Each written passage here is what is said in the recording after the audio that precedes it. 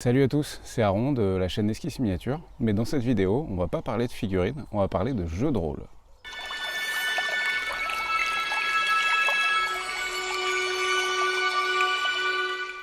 Depuis toujours, vraiment depuis toujours, j'ai eu plusieurs passions, mais il y en a vraiment deux qui sont restées, les figurines et le jeu de rôle. Voilà, et ça c'est concrètement la première chose par laquelle j'ai commencé, c'est les figurines, je devais avoir 6-7 ans, quelque chose comme ça. Et ensuite le jeu de rôle c'est arrivé plus tard, comme souvent, aux alentours de, je crois que j'ai dû commencer vers 13 ans, en 5e, 4e, quelque chose comme ça quoi. Et la claque, la putain de claque que j'ai pris quand je me suis lancé dans le jeu de rôle. Et du coup cette vidéo, et pour info, depuis cet âge-là, je n'ai jamais arrêté, jamais. Même quand j'étais très occupé par le travail, je trouvais toujours le temps pour passer une soirée jeu de rôle avec des copains. C'était vraiment le... Il y en a qui vont boire des canons dans les bars, il y en a qui vont regarder un film et tranquille dans le canapé pour se détendre. Moi, pour me détendre, c'était vraiment la partie de jeu de rôle avec les potes. Et du coup, dans cette vidéo, déjà, je vais essayer de faire très très court pour vous expliquer qu'est-ce que c'est que le jeu de rôle, parce que on va essayer de faire très très très court. Et puis ensuite, pourquoi vous devriez essayer si vous n'avez jamais testé, parce que ça peut vraiment changer plein de choses dans le très très bon sens du terme. Et puis surtout, je trouve qu'aujourd'hui, le jeu de rôle a une bonne pub. Enfin, en tout cas, moi, de ce que je vois dans mon entourage, ou même les publicités qu'on voit sur les nouvelles versions des anciens jeux de rôle qui sortent, il y a des bonnes vibes autour du jeu de rôle.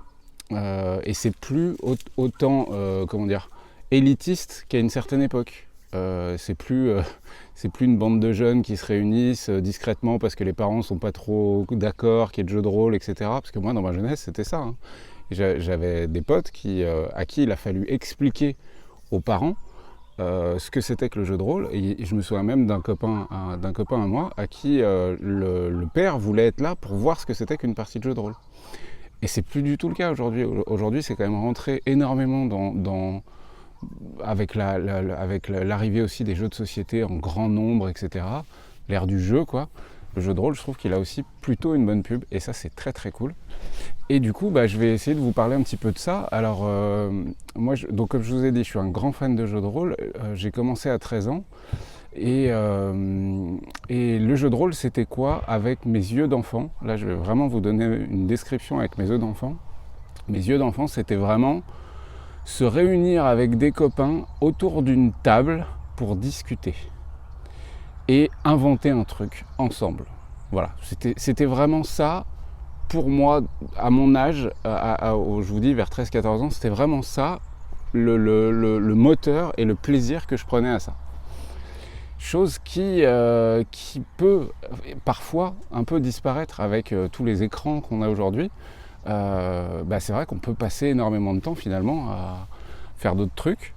Et j'allais presque donner l'exemple que les parties de jeux de rôle, c'était un peu mon bistrot à moi.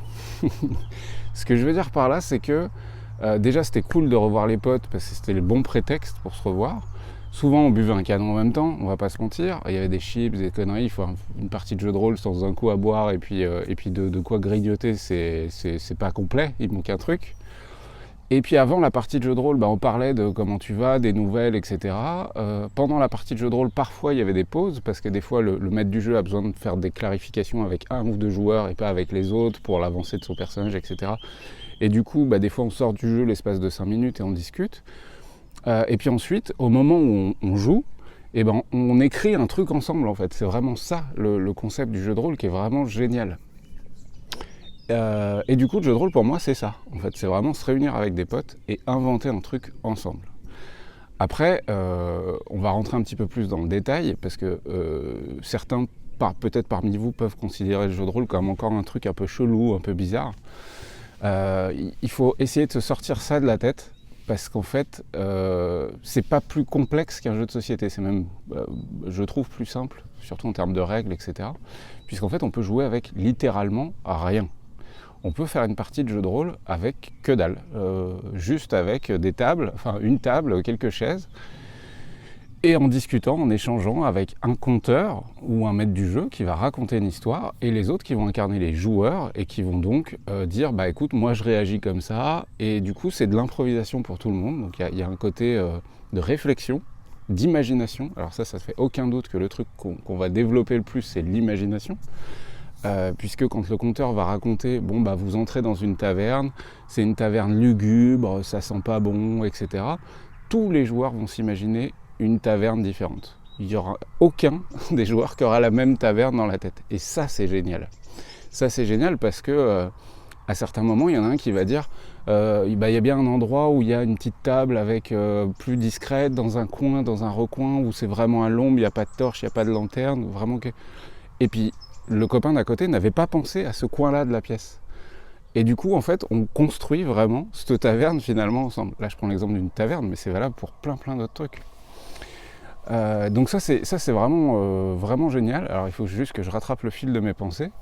Mais du coup, voilà, on construit un truc ensemble. Les personnages et tout ça. Alors, je vais juste aborder les trucs qui peuvent faire peur, en fait, aux gens qui n'ont jamais fait de jeu de rôle. Numéro 1, il y a un truc vraiment génial avec le jeu de rôle, c'est que ça coûte que dalle. Alors, il y en a qui vont dire « Oh là, t'es fou, un bouquin de jeu de rôle, ça vaut 60 €. » Et c'est vrai, les plus beaux livres de jeu de rôle peuvent valoir 50, 60, même 80 ou 100 €, voire plus pour des modèles collecteurs, machin. Mais en fait, déjà de 1, si tu fais le rapprochement temps passé, ce que tu as dû dépenser, c'est que dalle, c'est peanuts. Parce que tu vas littéralement passer des heures et des heures, des dizaines, si ce n'est des centaines, si tu fais une campagne, à jouer avec un jeu de rôle, et avec parfois que le bouquin de base. L'écran, ça peut être cool avec. Et tu as eu besoin d'acheter que ça. Si, il faut les dés. Voilà. Il faut les dés, mais les dés, ça coûte que dalle aujourd'hui, quelques euros. Puis beaucoup de joueurs, de gens ont quand même des dés chez eux, quoi. Et du coup, ça, c'était un truc génial dans les années 2000, en gros, 95-2010 à peu près. Bah, c'était cet aspect de tu peux jouer avec n'importe qui sans aucun critère d'entrée. Contrairement, par exemple, aux jeux de figurines. Je vais prendre l'exemple de ce que je faisais quand j'étais jeune, comme plein d'entre vous, du Warhammer, du War Machine, du machin, du Rackham, etc. Il faut un billet d'entrée. Il y a un billet d'entrée qui peut être un petit peu violent quand même. Quand on est jeune, qu'on n'a pas trop de ronds, acheter des figurines, ça coûte cher. En plus, il faut la peinture, il faut le temps de le peindre, etc. Attention, j'adore cette passion, je ne la critique pas. Mais c'est un billet d'entrée. Une partie de jeu de rôle, quelqu'un qui n'en a jamais fait, il a besoin de rien. En dehors de quelques dés, mais vous pouvez lui prêter des dés, quoi. Et ça, c'est juste génial. Moi, ça m'a permis de rencontrer des gens, et là, je vais parler, c'est pas de la politique, mais je vais parler de classe sociale. Ça m'a permis de rencontrer des gens de plein d'horizons différents. Des étudiants et d'âges différents aussi. Parce que je me souviens de tables de jeu où tu avais des gars de 30 ans qui jouaient avec des gars de 15, 16, 17, 18 ans. C'était extraordinaire.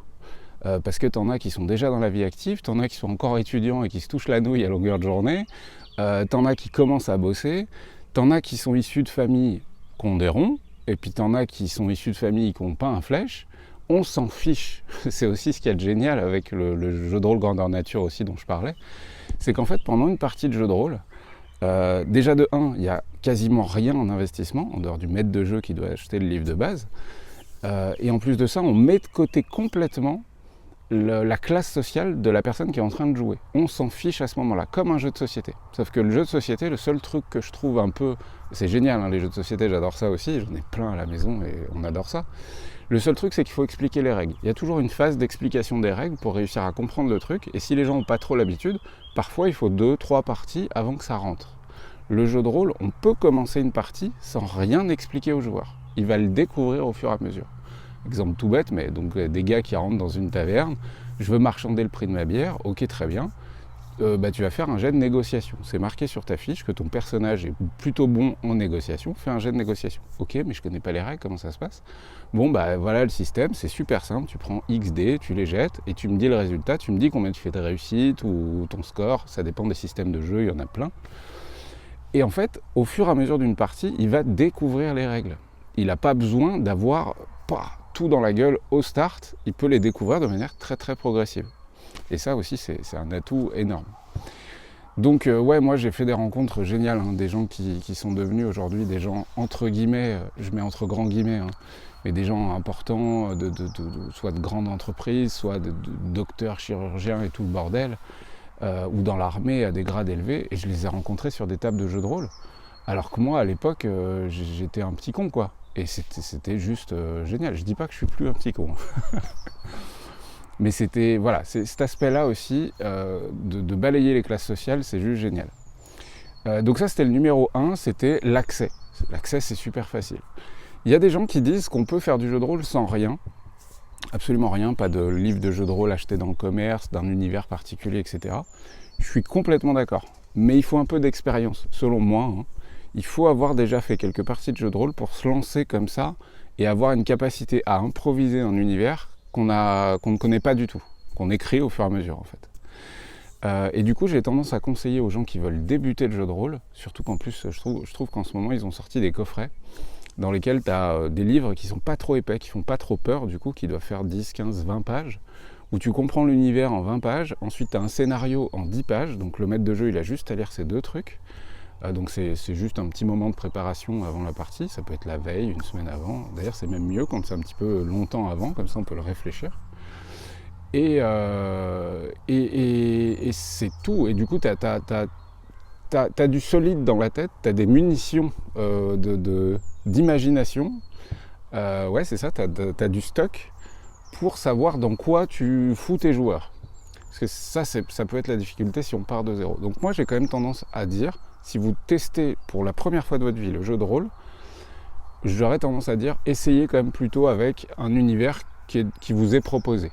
Après, lâchez-vous. Alors c'est ça aussi tout l'intérêt du jeu de rôle, c'est qu'on peut inventer tout ce qu'on veut. Déjà, les règles de jeu, il y en a autant de systèmes que de jeux de rôle quasiment. Il y en a énormément. Mais moi, je suis pas du tout un fan des règles. J'ai des potes, c'est des dingos des systèmes de règles. Ils adorent ça, ils adorent trouver des combos de machin. Moi, c'est pas mon délire, mais je peux comprendre que ça intéresse. Moi, quand une partie de jeu de rôle, il y a, je vais dire n'importe quoi, mais une scène où je sais pas comment résoudre l'action en cours, je sais pas moi, un combat spatial. Je sais pas comment faire le fait qu'il va plus vite, le fait qu'il passe par-dessus, qu'il fait des loopings. Et je sais que dans le livre de règles, il y a les règles, mais je les ai pas lues, j'ai pas eu le temps, je les connais pas. Moi, je suis du genre à dire, bon, on va régler ça à la chance plus tes capacités en pilotage. Voilà, point. Je vais prendre des raccourcis très très violents en termes de règles, mais au moins on a une réponse immédiate dans le jeu, plutôt que de passer des heures dans le livre ou 10 minutes dans le livre à casser le rythme du jeu. Ça, c'est vraiment très très dommage. Donc moi, je suis pas un fan des règles, mais c'est pareil, c'est un truc qui peut faire peur, encore une fois. N'oubliez pas que vous n'avez pas besoin de les connaître. Le maître du jeu doit connaître les bases, quand même, il faut au moins ça. Mais après, les joueurs, dans l'absolu, ils n'ont pas besoin de connaître grand-chose, quoi. Juste, pour frapper, c'est ça, pour négocier, c'est ça, c'est du dé de 100, c'est du dé de 6, c'est du dé de 20, du dé de 10, machin. Mais il n'y a vraiment pas besoin de grand-chose au niveau des règles. Et comme je disais, on peut les inventer aussi. Enfin, rien ne vous empêche. Moi, j'ai quasiment tous mes jeux de rôle, j'ai fait des modifs sur les règles parce qu'il y a des trucs qui ne me conviennent pas. Et ça, c'est propre à comment vous racontez votre histoire et comment vos joueurs l'interprètent et la jouent aussi et l'inventent aussi. Il y a des joueurs qui vont être beaucoup plus orientés vers la tchatch, la négociation, la parlotte, la politique, etc. Et du coup, il va falloir peut-être développer certains points de règles qui ne sont pas présents dans le livre de règles pour arriver à affiner ces points-là. Alors qu'à l'inverse, il y a des jeux de rôle qui ne sont pas spécialement prévus pour le combat, mais il se trouve que vous avez des joueurs qui adorent faire de la meule, et bien là, vous allez développer un petit peu plus les règles de combat. Donc en fait, vous adaptez votre système à vos joueurs. C'est vraiment ça le point crucial du jeu de rôle, c'est d'adapter le jeu à la table, voilà, vraiment à la table, donc à tous les représentants, tous les joueurs, tous les participants de cet événement.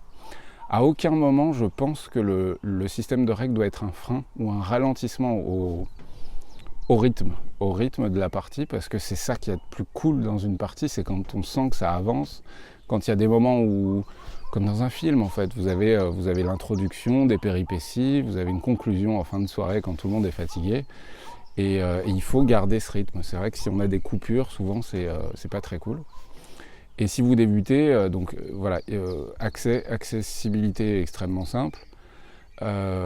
imagination pour inventer des tas de trucs, ça c'est génial. Pareil pour les univers, hein. Libre à vous aussi d'inventer votre propre univers original derrière. C'est d'ailleurs un truc auquel je me suis essayé à plusieurs reprises.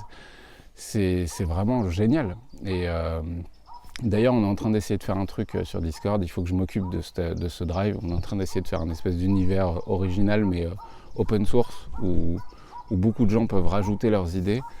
Mais bref, c'est pas le sujet. Là, on va continuer à parler un petit peu jeu de rôle.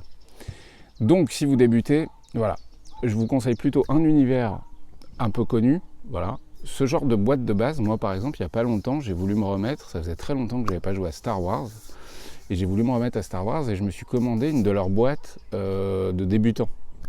Parce que dedans, il y a les nouvelles règles, des feuilles de personnages et un scénario.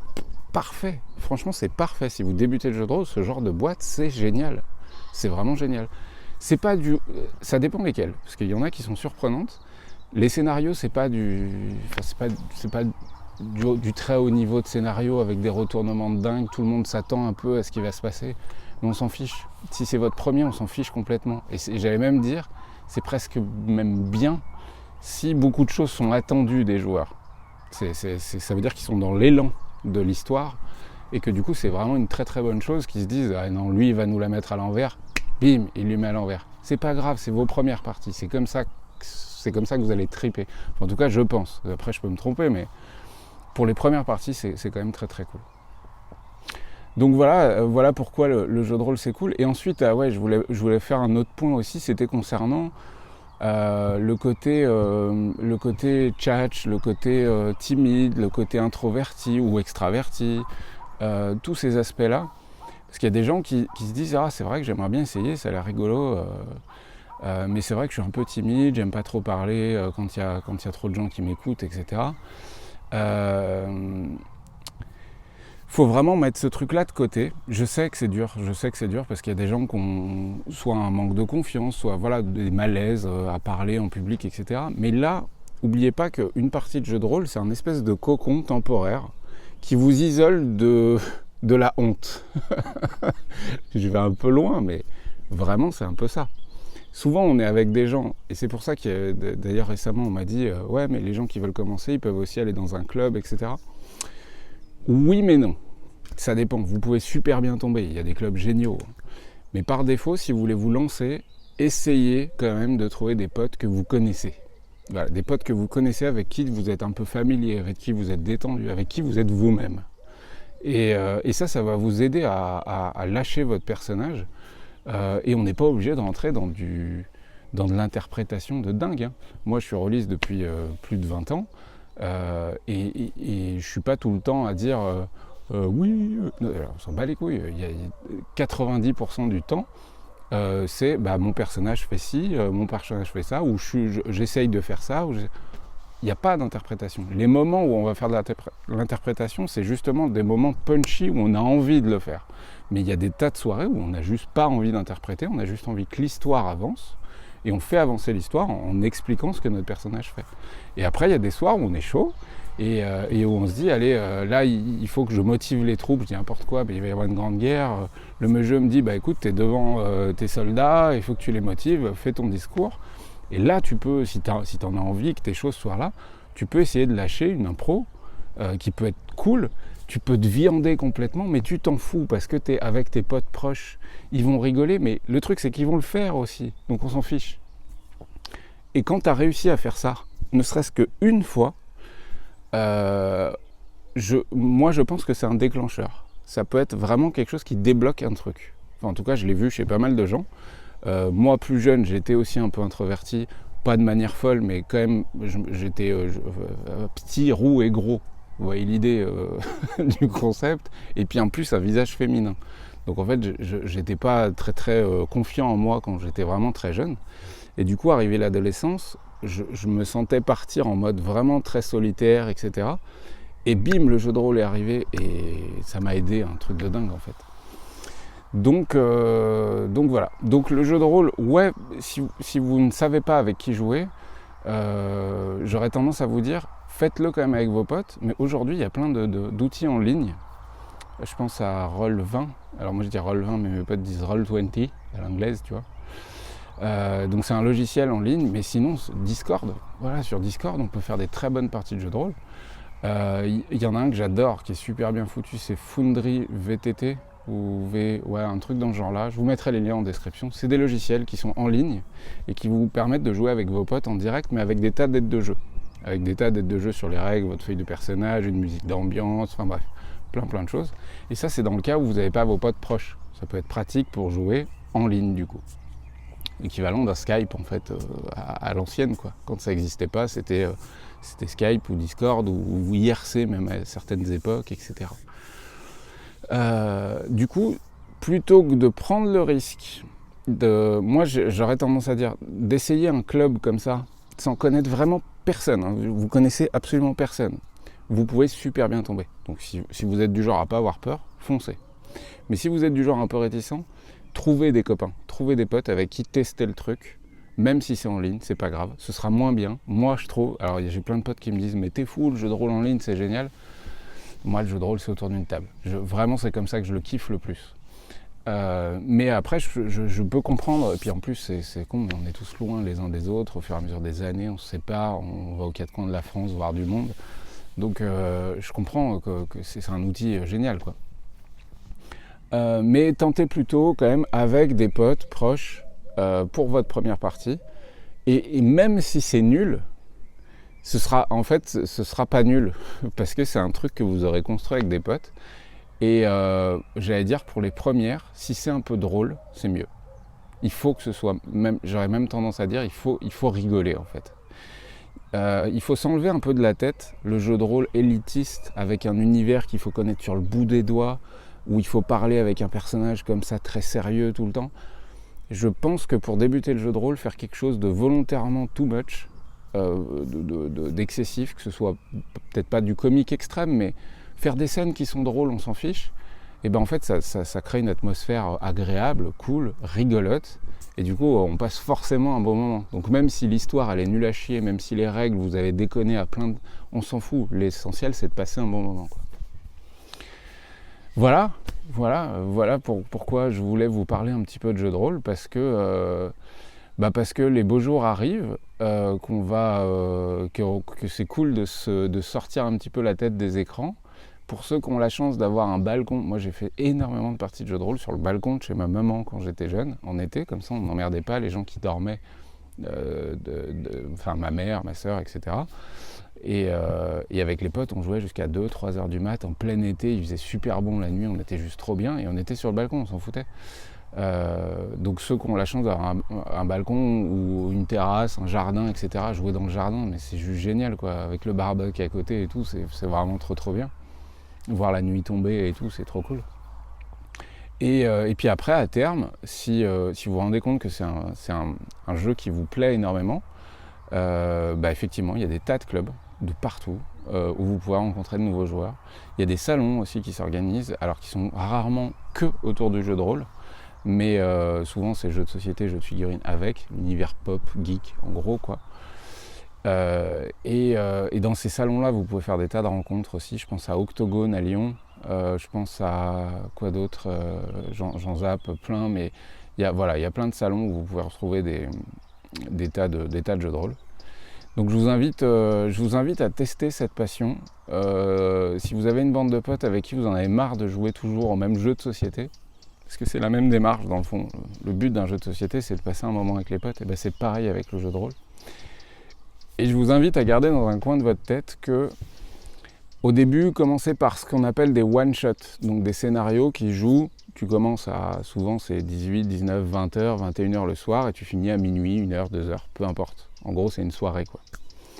Et en gros, on fait l'histoire ce soir, merci, bonsoir, les personnages, on les déchire, entre guillemets, et c'était cool, ça c'est génial. Il faut le faire pour débuter, c'est génial. Mais les campagnes, les gars, c'est extraordinaire. Parce que votre personnage, vous allez le garder d'un soir sur l'autre, d'une partie à l'autre. Votre personnage, il va se construire une histoire.